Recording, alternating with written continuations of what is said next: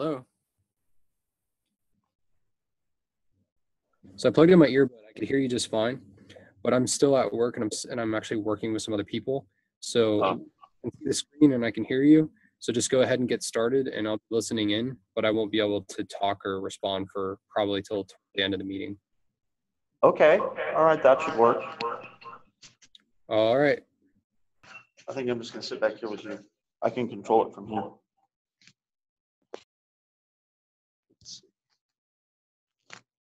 The point of this particular presentation is talking about some of the philosophical history and theories around the nature of reality, like what we see around us. So we're going to talk about first a little bit of stuff in relation to a previous talk that we had that was about mysticism, basically the traditions that exist in pretty much all religions, Christianity, Islam, and Judaism as well. We already talked about that in a previous time, but I'm just going to show kind of a relationship between the philosophy that we talk about today and some of those previous topics. And then I really enjoyed the film The Matrix. I'm not sure if you're familiar with it or not. It was a film about, it was like this guy who was living in this computer simulation. And then he met with some guys who managed to pull him out of it. And it turned out that it was like the machines had taken over the world. And they put everybody in this little computer simulation. It came out in like 1999. It was a fun movie. But anyway, it doesn't matter too much because what we move on to then is the actual simulation theory, which is a theory that's much broader than that. And I'll cover that a little bit. And then we'll talk about allegory of Plato's Cave, which is a classic allegory that's very interesting from a philosophical point of view. And then that's basically the same thing. The problem of universals is essentially attached to that.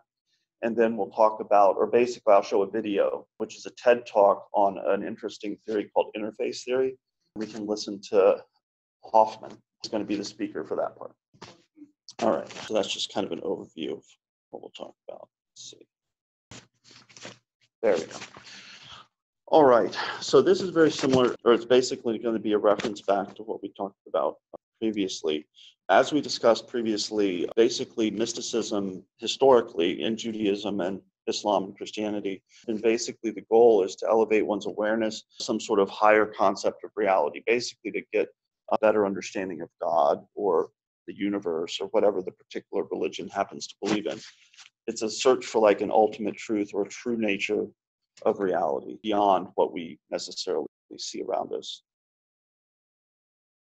Okay, and so the Matrix actually exemplifies that search. And so basically I divided it into kind of like steps or basically different phases, because there's a pattern that if you look at different mystic traditions, they all kind of follow this same sort of pattern. When you say mysticism, it's not something about something mystic, well, it's basically the root of the concept comes from just mystery.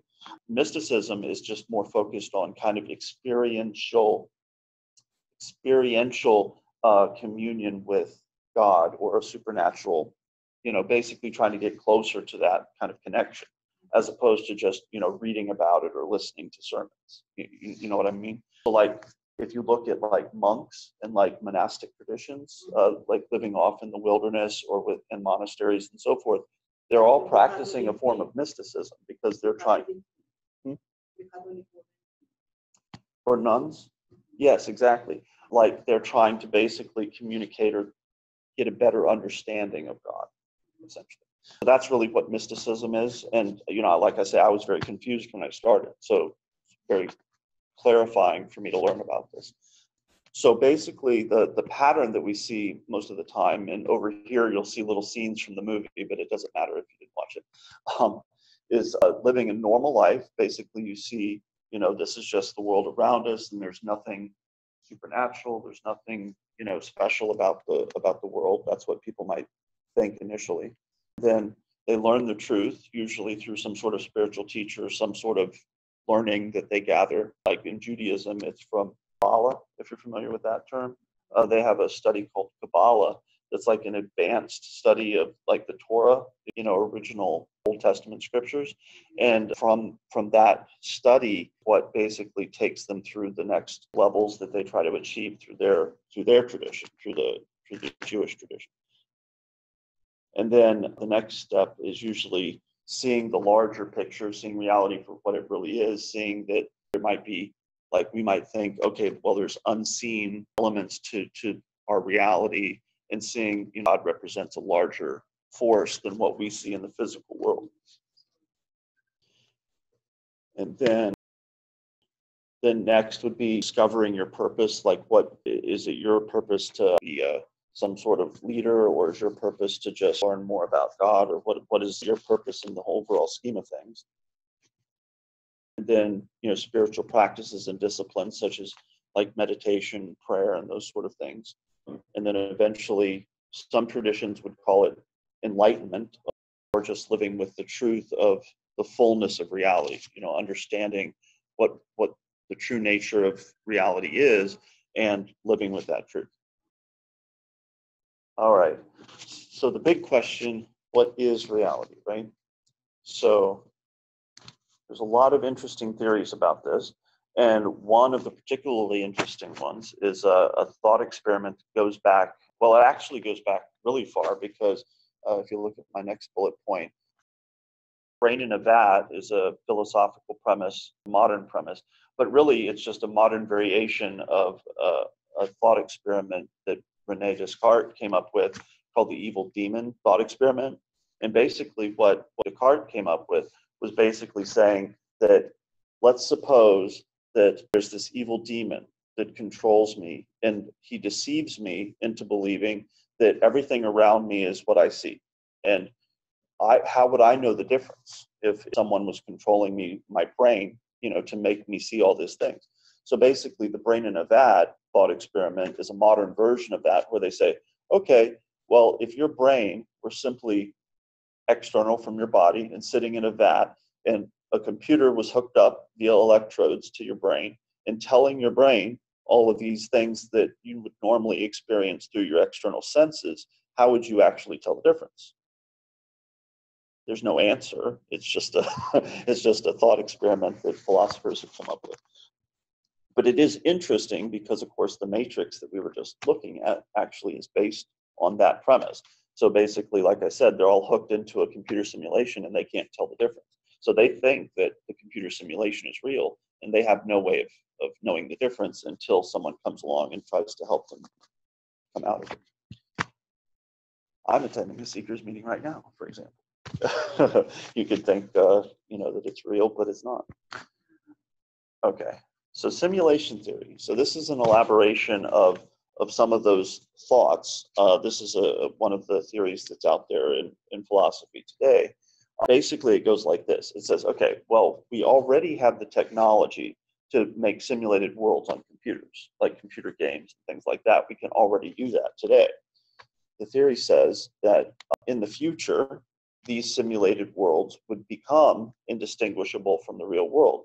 We have things like, incredibly realistic graphics. We have 3D immersion. We have virtual reality, which is becoming really big right now, really popular.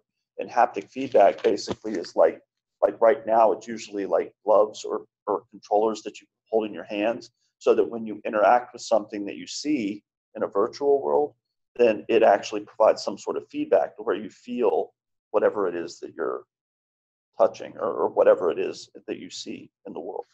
And as those technologies continue to advance, the theory says, eventually you won't be able to tell the difference between what I would see around me right now and if I was in a virtual world interacting with different objects, but I would think it's just as real as this.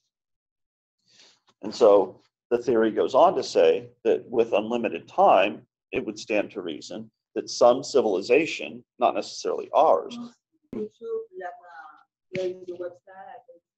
So basically, this is, for example, just a screenshot of this is the kind of graphics that they can produce right now in computer games on computers. I can't tell that that's not a beach. I can't tell that that's produced by a computer. but that picture is produced by a computer. It's completely fake. But so the idea is that as that continues on and continues on, it's just going to get better and better to where eventually you won't be able to tell the difference between what's real and what's in a computer. Yeah, exactly. And so then, of course, the theory goes on to say, but that's just what the theory says.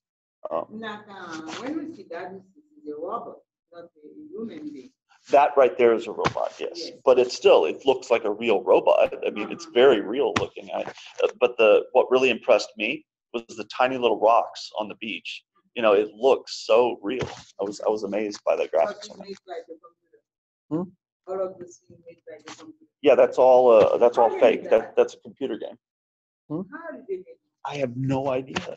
But Joe does, because he makes those. Oh, he makes those. He makes video games. Yep. Wow. But still, he works with computer graphics, so he would be able to answer that better than I can. I'm always amazed by that kind of stuff. Yeah. Okay, so basically, Plato from ancient Greece came up with this little story that he would tell called the Allegory of Plato's Cave, and from a book that he wrote called The Republic in about 380 BC. And basically, here's what he describes, and I'm going to go up here and illustrate from the picture just to kind of point out the different areas. So basically, he says, let's imagine that there's a group of prisoners that have lived their entire life in a cave, okay? And they're chained to the wall of the cave. They can't move. They can't even look at each other. They can't see, here's a prisoner and here's another prisoner. They have to look straight ahead. And all they can see is a wall in front of them. And they see on the wall, they see these shadows that are being produced because behind them, there's a fire, right?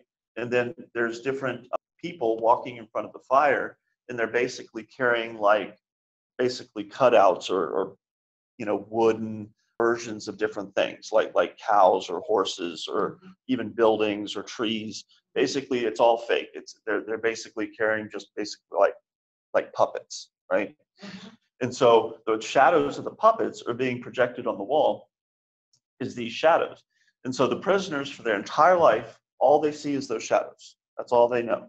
And they have names for them. They see the shadow that looks like a tree and they say, oh, that's a tree. And they see the shadow that looks like a man and they say, oh, that's a man. And that's the only reality they know.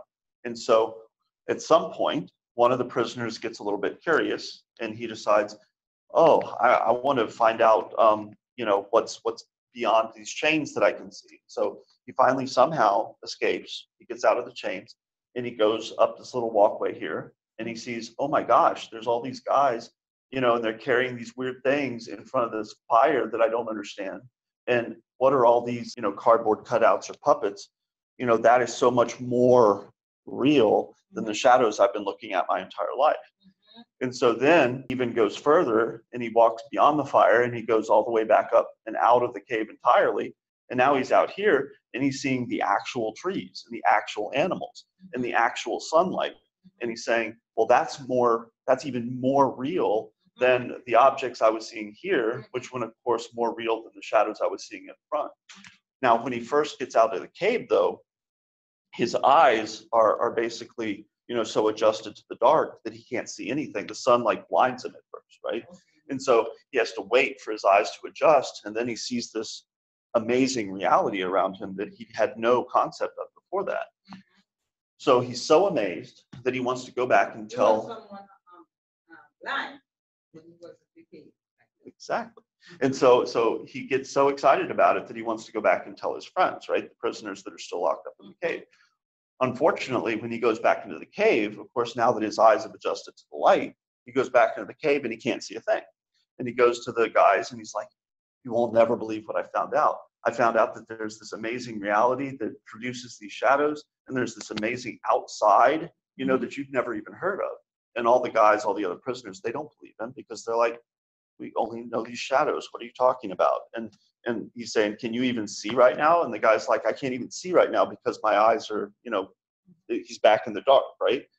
And so the other prisoners, they think, well, whatever you did, it's messed you up because now you can't even see anyone. So the whole story was basically, Plato was basically describing that he believed his philosophy was that there is a greater reality beyond the physical world that we see around us. That was his way of describing that, was this allegory. And so basically he described the three levels of reality, which we just talked about. There's the shadows. And then, of course, he discovered there was actually puppets producing the shadows. And then he found out that there was an outside above all of that. They believed that the experience was harmful because he was now blind. So let's see what's after that. But the problem with universals is basically another philosophy that Plato was dealing with, basically related to what we just talked about. Universal is a philosophical term that's used to explain similarities between objects. So it's basically like when they say, Granny Smith apples are green and grass is also green. Basically what Plato was saying was that there's this concept of green that exists irrespective of Granny Smith apples or grass.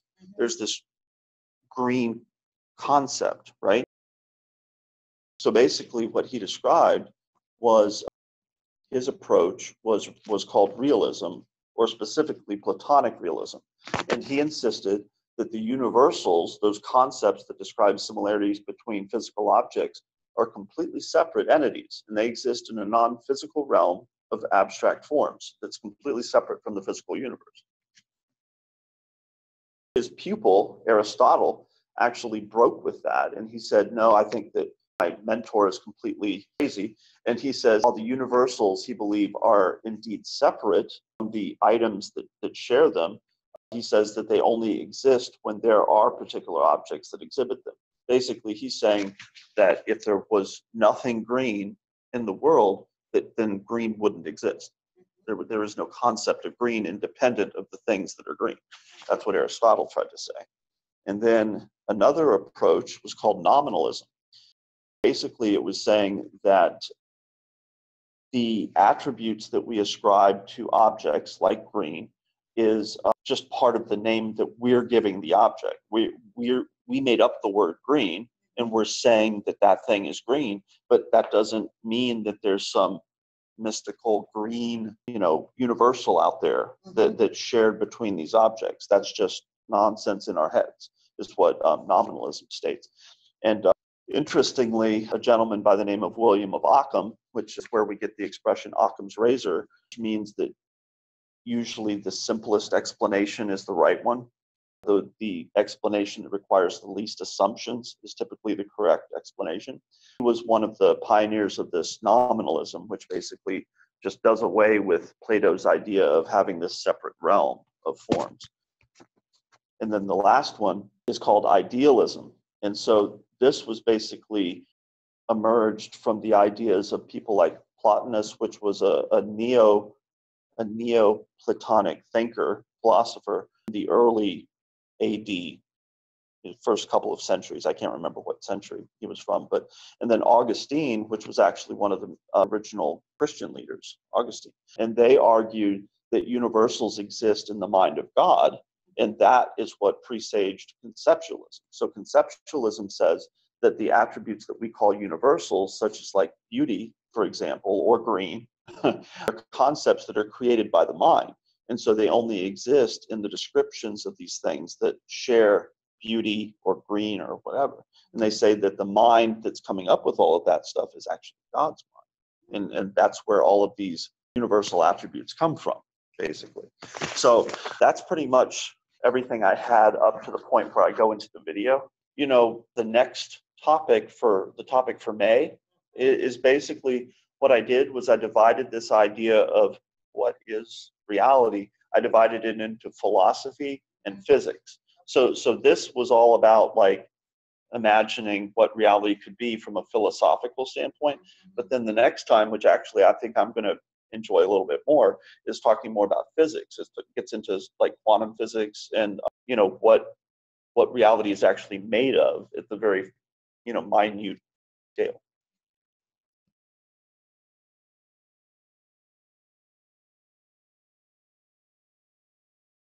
Catch any of that, Joe? Hello.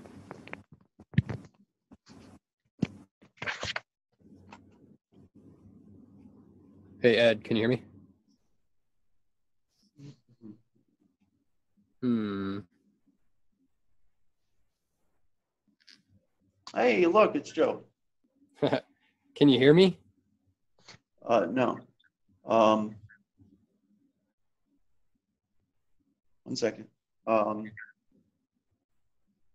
Let me disconnect this guy.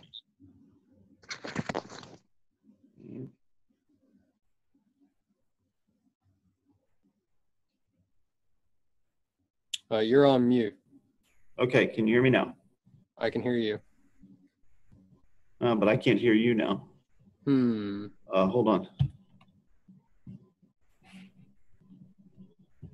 Can you hear me now? Hello?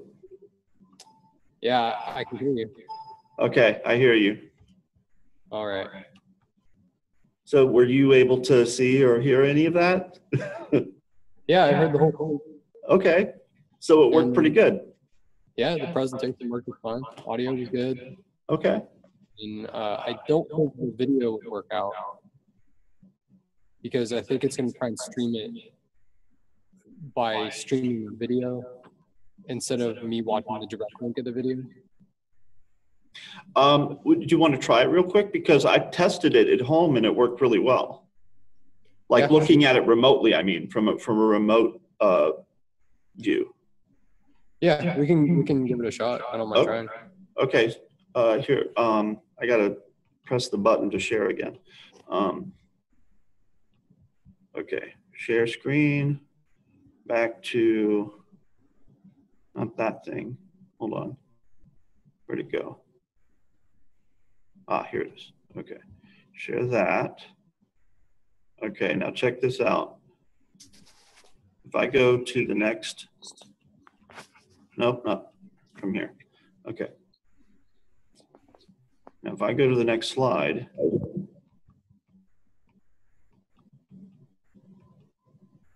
okay, let's see how this works out. It's supposed to give, oh, I can't hear you right now.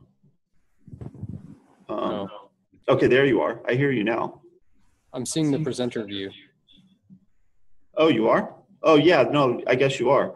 I guess the way I would make that stop is if I did this. How about now? Yeah, that works. Okay, so now you see the main. Okay, so the way this is supposed to work is if I hit this, it's going to transmit the audio to you or to everyone who's dialed in. Okay. So see if this works.